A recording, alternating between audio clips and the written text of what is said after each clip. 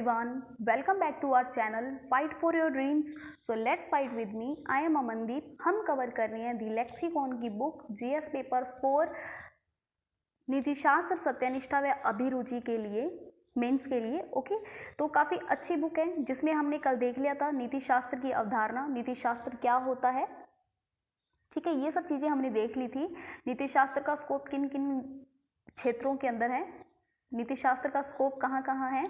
ठीक है, नीतिशास्त्र किन क्षेत्रों के अंदर लागू नहीं होता, जैसे धर्म में हम कहें धर्म का आधार नीतिशास्त्र हो सकता है, यानी धर्म के अंदर हम नीतिशास्त्र लगा सकते हैं लेकिन नीतिशास्त्र के अंदर धर्म लागू नहीं कर सकते हैं। यानी कि कोई व्यक्ति हो सकता है अच्छे कर्म करता है, वो दूसरों को परेशान नहीं करता है, चाहे वो नैतिक चाहे वो नास्तिक ही क्यों ना हो, यानी कि चाहे वो किसी ईश्वर की उपासना करता हो चाहे ना करता हो, लेकिन वो नैतिक हो सकता है। ये सब चीज़ें हमने देख ली थी।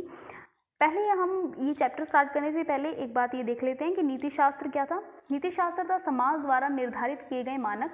जैसे कि समाज हमारा कहता है कि भ्रष्टाचार करना गलत है, ठीक है, तो ये समाज द्वारा निर्धारित किए गए हैं। और नैतिकता क्या होती है? नैतिकता होती है व्यक्तिगत तौर पर निर्धारित किए गए मानक। व्यक्तिगत तौर पर मान लीजिए ए है और ये बी है, दो व्यक्ति है। ये जो ए है वो सुबह जल्दी उठता है और जो बी है वो सुबह लेट उठता है।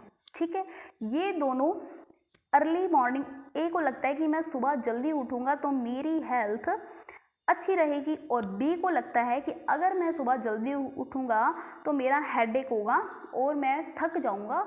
ठीक है, ये बी को लगता है, ये उसकी नैतिकता है।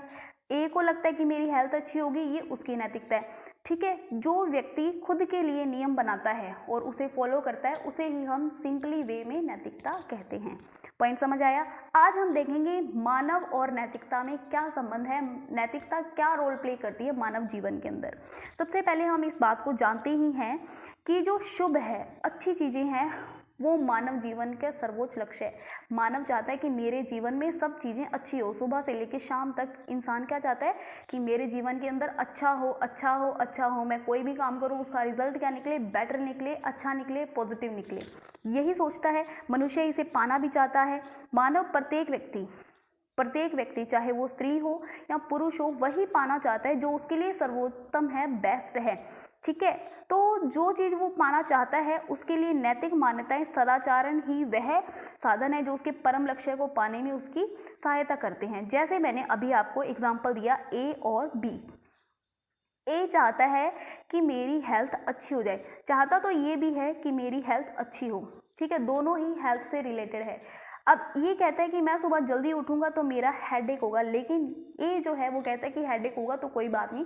कई लोग क्या है कि रात को लेट सोते हैं ना, तो सुबह जल्दी उठते हैं तो उनका सिर दर्द होना जायज़ सी बात है, कई बार कईयों के होने लग जाता है। ठीक है, तो ए खुद की हेल्थ के लिए क्या करते हैं, चाहे लेट सोए लेकिन सुबह 4 बजे उसने उठ जाना है। लेकिन बी अपनी नींद को पूरी करके 8 बजे ही उठता है। वो बोलता है मैं अपनी नींद पूरी करके ही उठूंगा। और ए को लगता है कि नहीं, मुझे सुबह उठ के पहले एक्सरसाइज वगैरह करनी है। तो ये कह रहा है, इसका परम लक्ष्य है कि मेरी अच्छी हेल्थ हो। ये इस लक्ष्य के लिए इस कर्म को अपना रहा है, सुबह 4 बजे के उठने वाले को, और ये 8 बजे उठने वाले कर्म को अपना रहा है। ठीक है, ये अपने लक्ष्य को पाने के लिए कुछ नियमों को अपनाते हैं। उसी नियमों को, ठीक है, हम क्या कह रहे हैं, नैतिकता कह रहे हैं। क्लियर है? नैतिक मान्यताएं, सदाचारण वो साधन है जो परम लक्ष्य को पाने में उसकी हेल्प करते हैं। तो दोनों का लक्ष्य हमने क्या देखा था, हेल्थ है, और वो कौन से कर्म कर रहे हैं, अपने अपने हिसाब से कर रहे हैं, उसी को हम नैतिकता कह रहे हैं। ठीक है, ये मैंने छोटा एग्जाम्पल दिया है, हम बड़े एग्जाम्पल की तरफ चलेंगे। एक बेहतर सामाजिक व्यवस्था की स्थापना तथा इसे सुचारू रूप से चलाने के लिए कुछ नियमों, कुछ आदर्शों की ज़रूरत होती है सभी मनुष्यों की। देखिए, अगर हमें अच्छी सोसाइटी चाहिए, अच्छी सोसाइटी के अंदर व्यवस्था चाहिए, तो उसके लिए नियम होना ज़रूरी है। अदरवाइज क्या होगा, लोग क्या कर देंगे, हंगामा कर देंगे। सारों के अंदर नैतिकता होती है। मान लीजिए, देखिए अब चोर है, अब जो चोर है, चोर को तो लगेगा कि भाई मेरे को तो चोरी करके ही खाना है, मेरी आदत। अब इस चोर की क्या बनी हुई है, आदत बनी हुई है। इस चोर की क्या बनी हुई है, आदत बनी हुई है। उसको ये चोरी करना क्या लगता है, नैतिकता लगता है। धूम 3 मूवी देखी होगी आपने, वो चोर अपनी इच्छा से, अपनी टेस्ट के लिए चोरी करता है ना।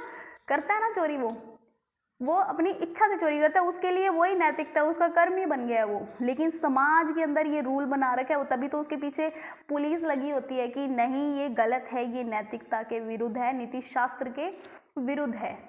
ठीक है, क्लियर है, ये पॉइंट समझ आ गया आपको। ये नैतिकता समझाने के लिए किया है कि समाज को अगर अच्छे से चलाना है तो कुछ नियम होने ज़रूरी है।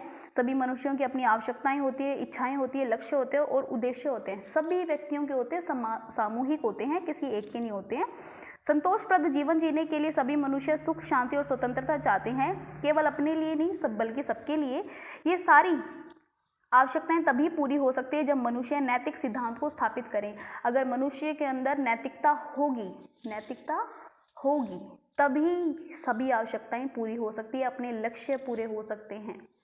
ठीक है, इसका पालन भी ऐसे नैतिक मूल्य एवं आदर्श शासित समाज में ही हो सकता है। नैतिक सिद्धांतों का पालन कहाँ हो सकता है? नैतिक समाज के अंदर। अब बात करते हैं अपने समाज की। मान लीजिए ये समाज है और ये है व्यक्ति। समाज के अंदर चल रही है दास प्रथा और ये व्यक्ति है काफी अमीर, ठीक है, काफी रिच है। तो जब समाज के अंदर ही गलत को प्रोत्साहन दिया जा रहा है तो ये व्यक्ति का स्टेटस, इस व्यक्ति की जो नैतिकता हो वो कैसी होगी? समाज की जैसी ही होगी। अब ये समाज के अंदर, अब हम जानते हैं कि राजा राम मोहन राय ने किस तरीके से सती प्रथा को रोकने के लिए इस समाज के खिलाफ भी आवाज उठाई थी। क्लियर है ना? राजा राम मोहन राय ने इस सती प्रथा को खत्म करने के लिए भी आवाज उठाई थी। ये इनका नैतिक आचरण था, इनका आचरण था नैतिक आचरण।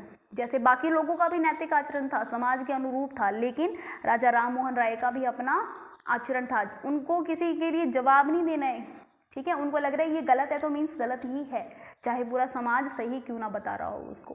क्लियर है? पॉइंट समझ आ गया आपको? ओके। तो अब इससे प्रश्न उठता है, क्या व्यक्तिगत स्वतंत्रता का आदर करना समाज का कोई कर्तव्य नहीं है? अब देखो, ये व्यक्तिगत स्वतंत्रता थी कि नहीं राजा राम मोहन राय की, और समाज बताओ थी ना? हाँ, तो इसमें ये कहा जा रहा है कि नैतिकता मानव के लिए है। नैतिकता किसके लिए? मानव के लिए है।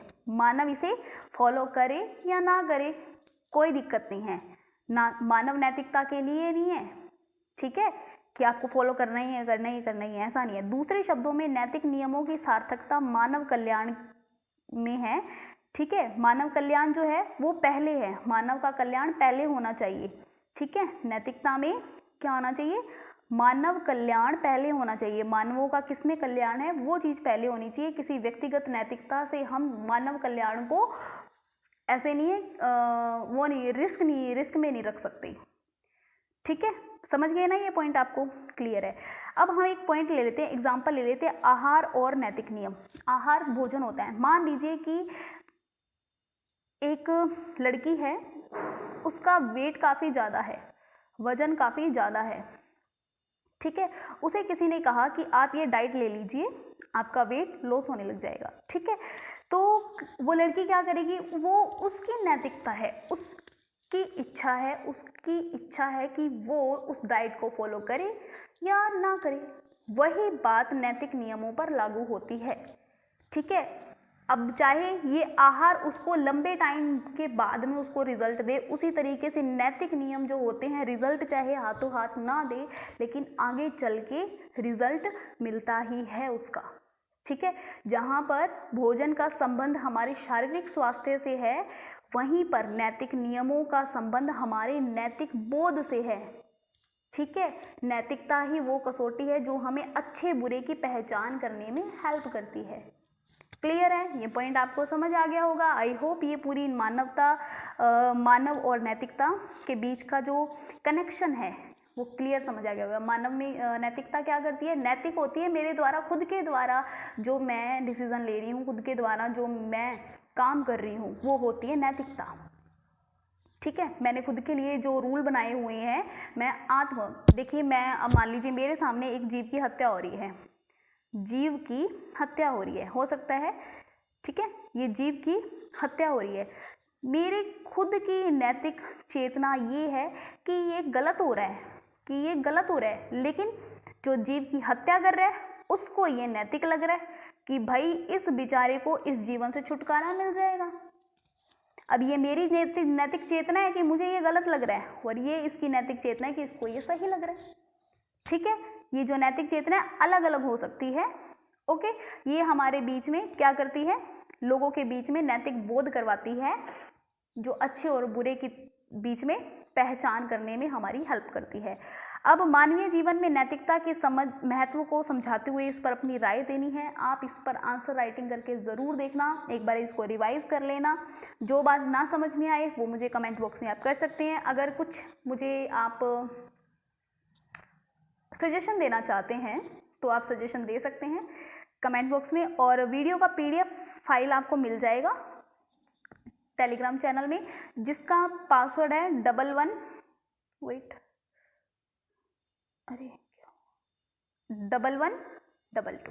ओके, PDF का पासवर्ड है 1122। ओके, मिलते हैं नेक्स्ट टॉपिक के साथ में। बहुत अच्छा टॉपिक आने वाला है, जो नेक्स्ट है नीति शास्त्र की शाखाएं। हम बिल्कुल इसी तरीके से कवर करेंगे। बाय बाय, टेक केयर, जय हिंद।